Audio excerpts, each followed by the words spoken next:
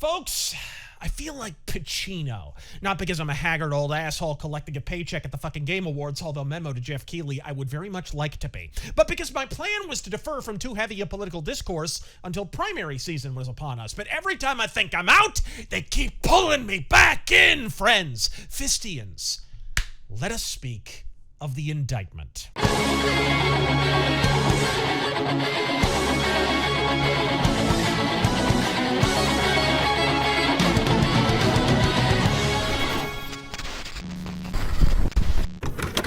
I've said for some time what I suspected the establishmentarians' plan was, and at least at present, it's appeared as advertised. While many puzzled over Ron DeSantis pissing away his frontrunner momentum since January, backsliding from presumptive nominee to a distant second or even third in Republican primary polling, I've long held an alternative read on the situation.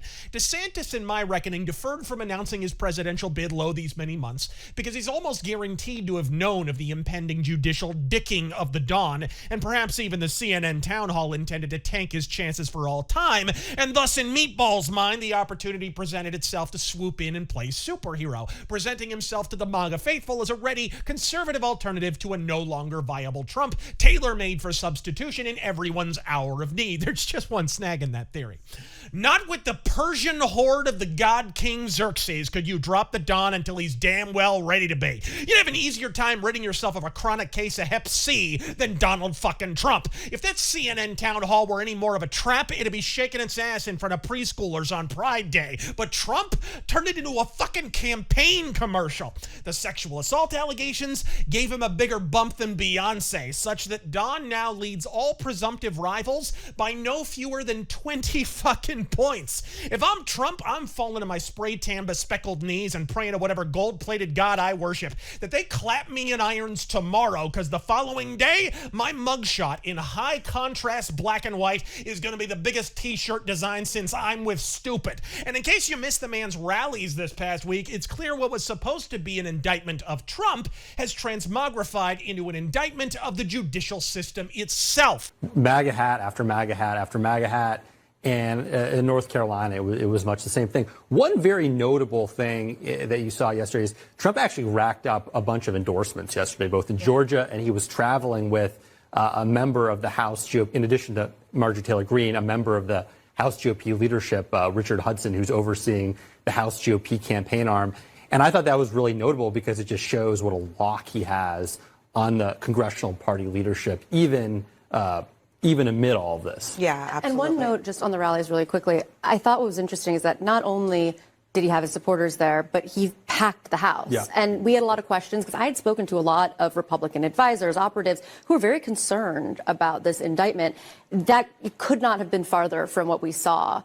To those crowing that he brought this on himself, understand this. Indictments alone are proof of precious fuck all. Only the prosecution's case is presented at an indictment inquiry. So using the achievement of said indictment as empirical proof of guilt is a bit like asking J. Jonah Jameson if Spider-Man's a fucking menace. You get a more impartial pronouncement of guilt from the Honorable Judge Rosie O'Donnell. So the age-old axiom goes, you could indict a ham sandwich, assuming Chris Christie isn't the fucking bailiff. So conceive how appallingly easy it would be to indict said sandwich if fully one half of the nation already regarded it as the reincarnation of evil German mustache man.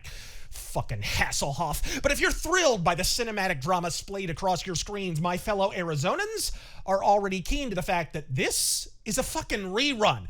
Gather around Grampy's recliner, kiddies. Story time's officially in session. See, the weaponization of the Department of Justice stretches back to Obama and beyond. In 2008, immediately after attaining office, Barack Obama's head of the DOJ, Eric Holder, opened a transparently political prosecution into Maricopa County Sheriff Joe Arpaio. The allegation that his illegal immigration sweeps were racist in nature, and that the MSO itself engaged in discriminatory hiring practices for daring to include an optional ancestry query on its job applications. No, I did not make that up, but the ACLU certainly did. Multiple felony counts ranging from corruption to discrimination, intimidation, and judicial interference. The list was longer than Ron Jeremy's dick, or Ron Jeremy's rap sheet. The DOJ's inquiry dragged on like a live-action Disney remake. 1 year became 2, 2 became 4, and finally, after 8 agonizing years,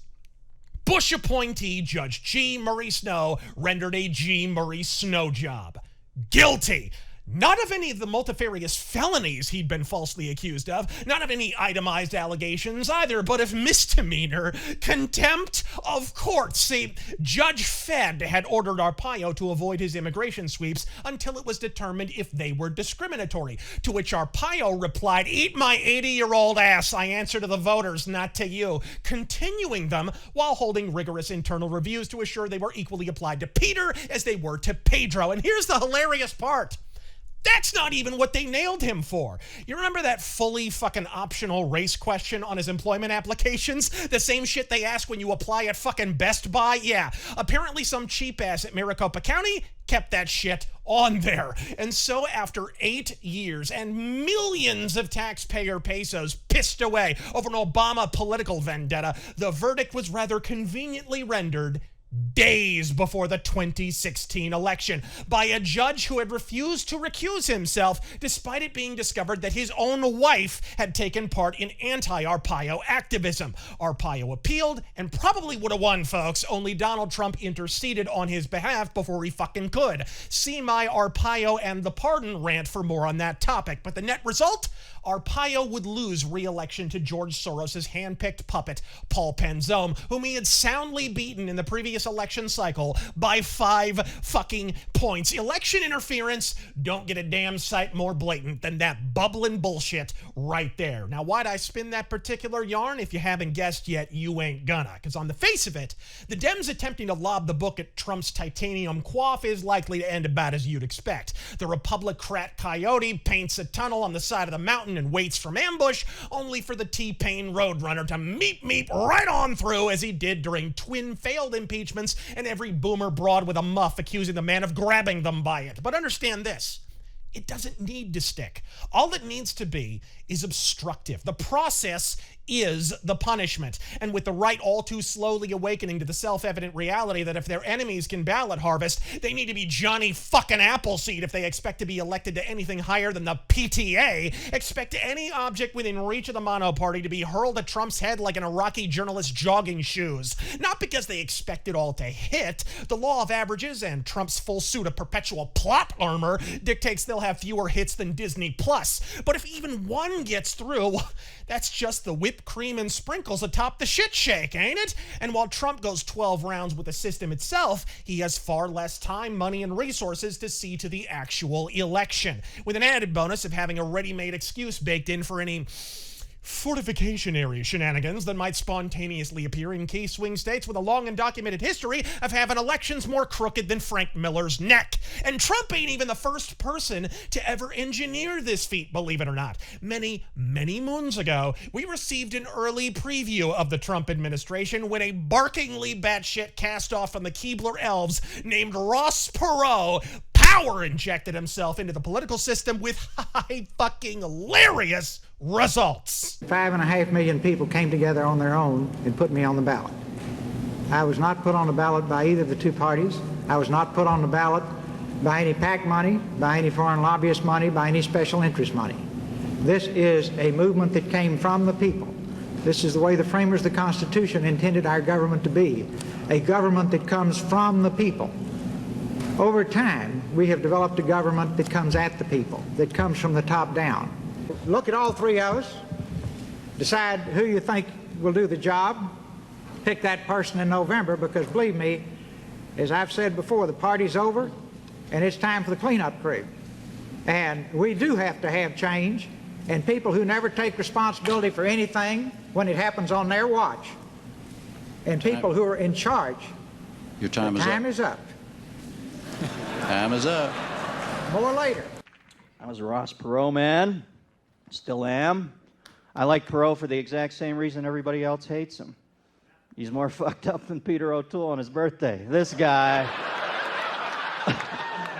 Ross Perot is a forehead vein in a gray suit. And you know something?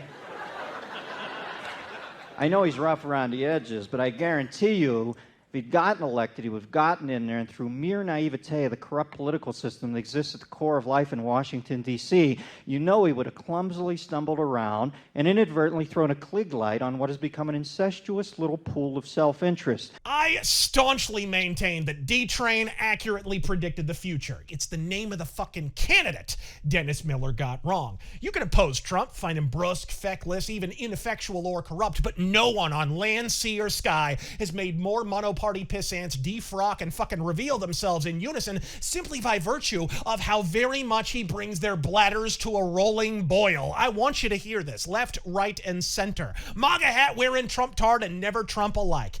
If he hadn't been elected, you wouldn't have heard one fucking thing about any of this omnipresent corruption. Remove the Donald from the equation entirely if you have to. In the past 6 years, we caught the DNC selecting its nominee behind closed doors, conspiring with CNN to feed questions to its preferred fucking candidate, caught the Clintons paying for Pissgate dossiers that theoretical Republicans handed the fuck over themselves, and alphabet agencies of every stripe went to the wall on the Marussia retardation to drop the Donald for patently political reasons, and worst of all, when they found nothing, they admitted only that they couldn't prove it. Well, congrats, cunt stain. You've isolated the empirical basis of our entire fucking judicial system. Innocent until proven guilty. Not Russian conspirator until the Democrats get goddamn elected again, evidence optional. And while many of us suspected not even the most paranoid Art Bell aficionado could have fully envisioned exactly how far the old guard would go to retain power in direct sublimation of electoral will. Understand this. You can despise the Don with every cell in your soy-suffused body and still understand that what's happening to Trump will be 20 times easier to do to you. Tell you what, I'll take Trump's indictment, indeed any indictment, seriously at the precise moment Ghislaine Maxwell's clients have one of their own. I'm Razor Fist God fucking Speed.